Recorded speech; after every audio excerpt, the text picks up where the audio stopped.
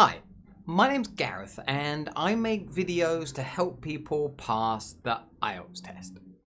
Now in this video we're going to be looking at part 1 of the IELTS speaking test, and I'm going to show you some sample questions and answers.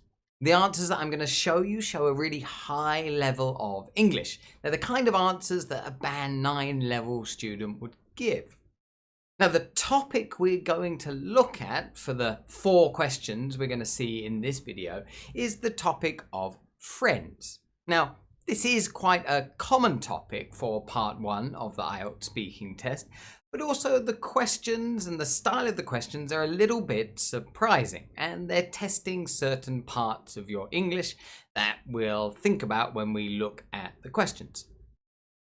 So, first of all, let's have a look at the 4 questions we're going to try to answer in this video. Now, the 4 questions. The first one is, are your friends mostly your age or different ages?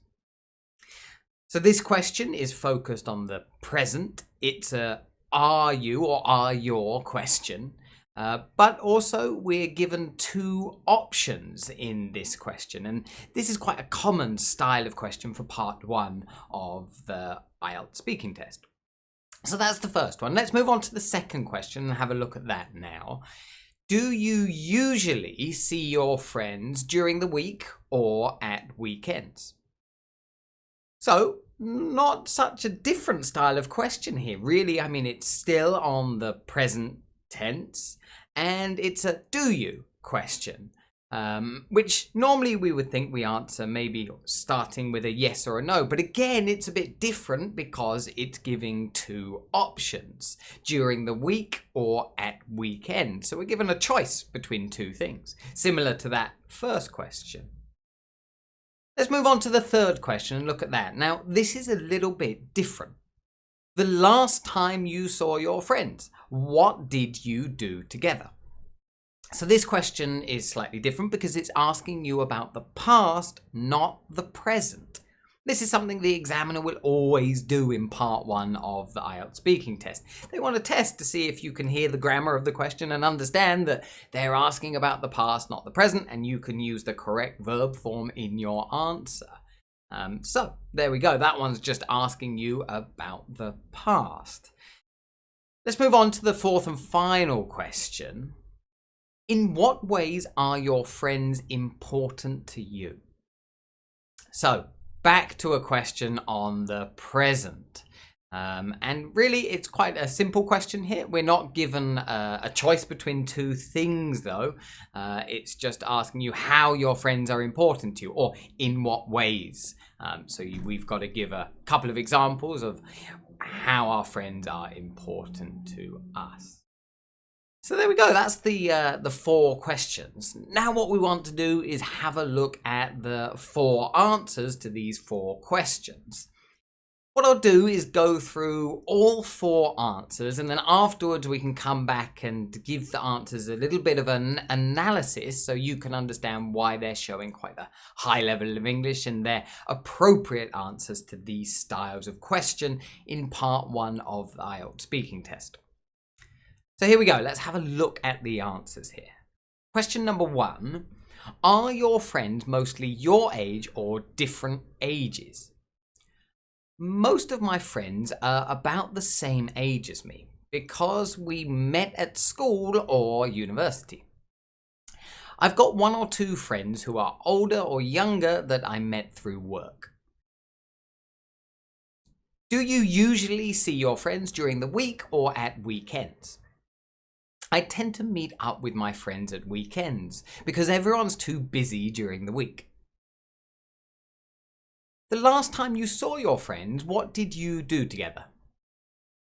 It was one of my friend's birthdays last week. 6 of us went out for a meal to celebrate. In what ways are your friends important to you? I think it's important to have friends that you can talk to and share experiences with. My friends make me laugh, but I know I can also rely on them whenever I need help or support.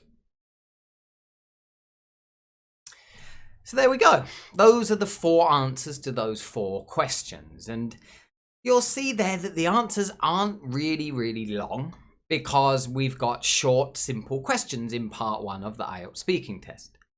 But also, they're not too short. A short answer would not be showing enough kind of skills in speaking English to get a high score. So they're long enough to show the examiner some speaking skills, but not too long that we're going off topic or kind of spending too long on one question, so you won't get enough other questions to kind of show different skills in English and speak in different tenses. So generally those answers are really appropriate lengths. But again, they're not exactly the same. Some of these answers are shorter than others and some are a bit longer.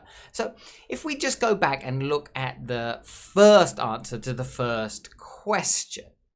Now you'll see here at the beginning of the answer, we're giving a nice, clear and direct answer. So the question was, are most of your friends mostly your age or different ages? So, straight away in the answer, we use the phrase, most of my friends. So we've changed the form of the word, mostly, to most. Most of my friends are about the same age as me. So here, we're paraphrasing a bit, right? Rather than saying my age, we're using the same age as. Using the opposite word to different. And we're showing a bit of skill there because we understand that we need the article the before same and the preposition as afterwards. Pretty simple there though, nothing that complex, but we go on to explain a little bit by using the word because. And then I give a reason for why they're mostly my age. And it says, we met at school or university. Notice there, actually, we're mixing in this sentence the present and the past here because they're my friends now, but we first met at school or university. So we're using the past form of meet, met. And then we've gone on to give a second sentence. Now, you don't have to, but it shows a bit extra. And here we just explain a bit more, maybe about having friends at different ages as well.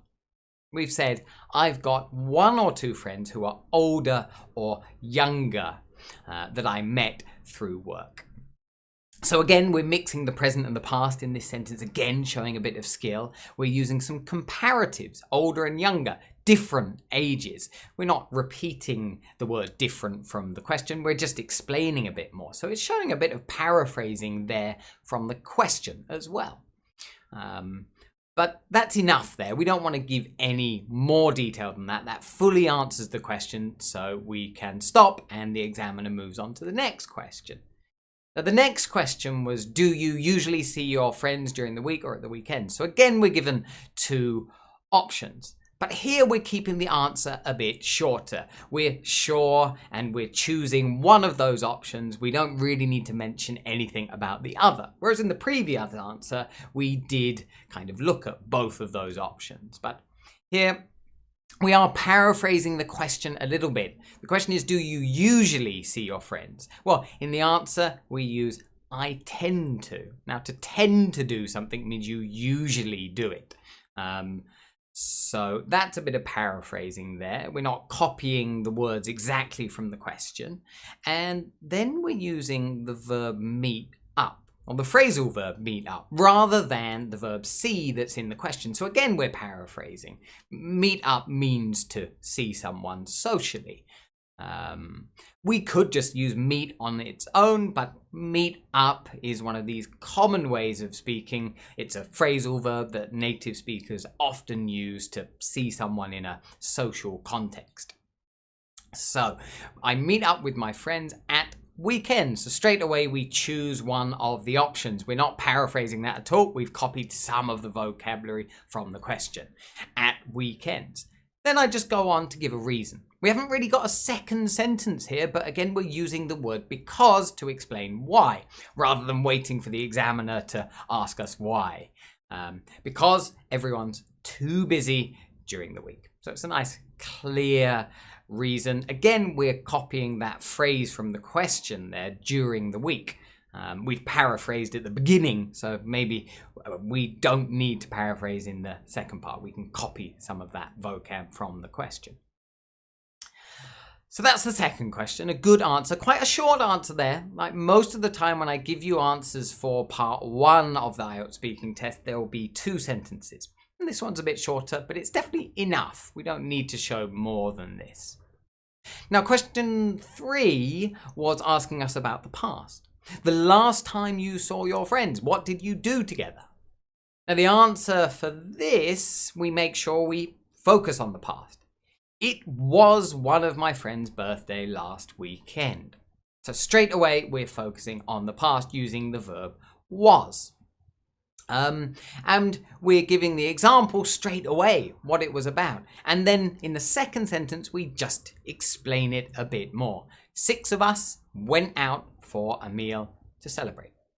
So that's it. We're keeping it nice and simple, but 2 nice, clear sentences there. And we're making sure we're focusing on the past for that whole answer. Now, the final question was, in what ways are your friends important to you?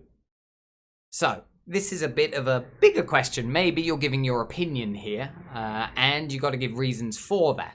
So you'll see here, we begin with I think to show it is my opinion.